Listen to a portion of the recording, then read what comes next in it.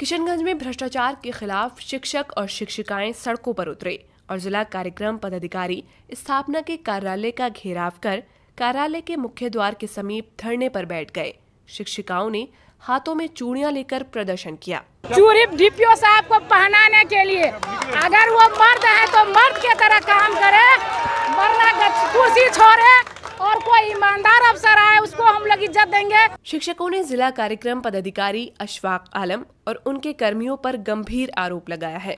उनका आरोप है कि जिले में कुल 6000 शिक्षकों में से मात्र 618 शिक्षकों से रिश्वत लेकर पिछले दरवाजे से 15% वेतन वृद्धि का भुगतान कर दिया गया है, जबकि किसी भी प्रखंड के प्रखंड शिक्षा पदाधिकारी ने प्रपत्र का समीकरण बनाकर जमा नहीं किया।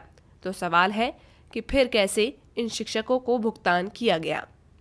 शिक्षकों को समान काम के बदले समान सम्मान देने के लिए मुकरते हैं और वहीं पे आप बिचौलिए छोड़े हुए हैं ये सरकार कि आप जाइए कुछ चुनिंदे शिक्षकों को आप अपना दलाल और बिचौलिए और लेखापाल को आप चुनिए और सबसे पैसा वसूल करके आप भी अपना झोली भरिए और सरकार को भी ला करके दीजिए। इन बात की जांच होनी चाहिए कि पैसा लेने वाले कौन हैं, पैसा कैसे वसूला जाता है, क्यों पैसा ले रहे हैं, 5400 शिक्षकों के साथ क्यों अन्याय किया गया। रमजान का महीना है, सबको अपने बच्चों के लिए कपड़े सवैयां लेने का शौक है।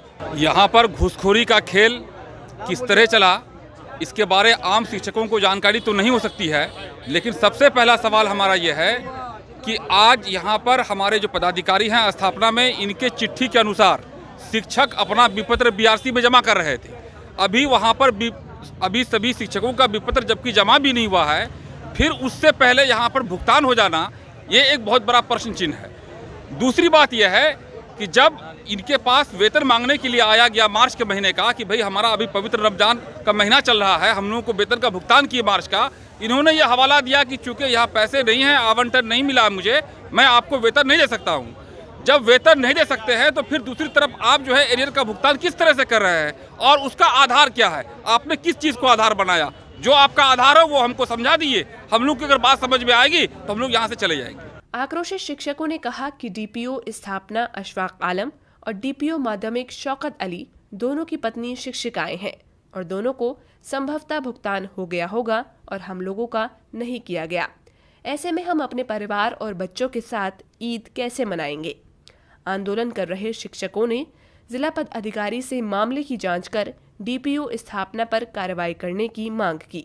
जहाँ तक हमने कंफर्म है कि क्योंकि डीपीओ स्थापना वही है और वेतन से संबंधित जो भी मामले होते हैं स्थापना से होते हैं, तो स्थापना का जो पदाधिकारी है अशफाक साहब, उनकी बीवी शिक्षिका है, तो 100% उन्होंने अपने बीवी को दिया है। और मुझे कहीं ना कहीं ये भी शक है कि डीपीओ जो आपको शौकत अली साहब हैं एसएसए और माध्यमिक शिक्षा जो है साक्षरता, उनकी भी पत्नी शिक्षिका है और उनको भी शायद उन्होंने दिया ही होगा, जहाँ तक मुझे पूरी अंदेशा है।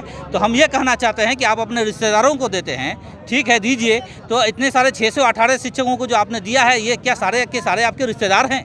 ये क्या सारे के सारे आपके दामाद हैं? 618 में मिल गया है। 618 कैसे मिल गया? ये घूसखोरी से, पैसे के बदौलत, क्योंकि दलालों का जो है उन्होंने टीम खड़ा कर दिया है। डीपीओ स्थापना ने हर जगह दलाल खड़ा कर दिया है। दलालों के माध्यम से डीपीओ स्थापना ने राशि वसूली की है और वसूली करके उन्होंने वैसे ही लोगों को चिन्हित करके दिया है, जबकि सभी प्रखंडों में आज तक आपको मैं बता दूं किसी भी बीईओ ने प्रपत्र का समेकन बना करके जिला में जमा नहीं किया।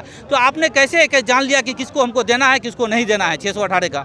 वहीं डीपीओ अशफाक आलम ने अपने ऊपर लगे आरोपों को बेबुनियाद बताते हुए कहा कि जिन शिक्षकों ने प्रपत्र जमा किया उनका भुगतान किया गया है और जिन्होंने जमा नहीं किया उनका भुगतान नहीं हुआ है।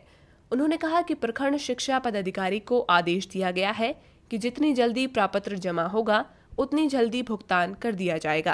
पैसे के लेन देन की तो कोई सवाल ही नहीं पैदा होता है। उन लोगों ने अपना प्रपत्र, अपना डिमांड जमा किया, उन लोगों का हो गया है। इन लोगों ने अपना जमा ही नहीं किया है आज तक किसी ने भी, और तो उन लोगों का पेमेंट नहीं हुआ। हमारे पास जितना जमा था 618 वो हमने पेमेंट कर दिया है और जो जमा नहीं किया उसका पेमेंट नहीं हुआ है। अब उनको नहीं हुआ तो वो झूठ मूठ का आरोप लगा रहे हैं। बस इतना ही कहना है, जो नहीं और कोई बात नहीं, और कोई बात नहीं, एकदम गलत बात है, एकदम गलत बात है। तो सर अब क्या आश्वासन देंगे लोग?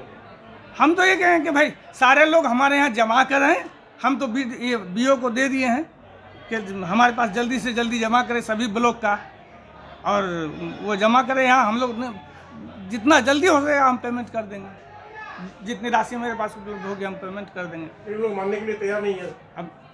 अब ये तो उनकी बात है, इसमें हम क्या कर सकते हैं। बता रहे हैं जो आखिर इस तरह के क्योंकि रमजान का समय कार्रवाई की मांग कर रहा है आपका।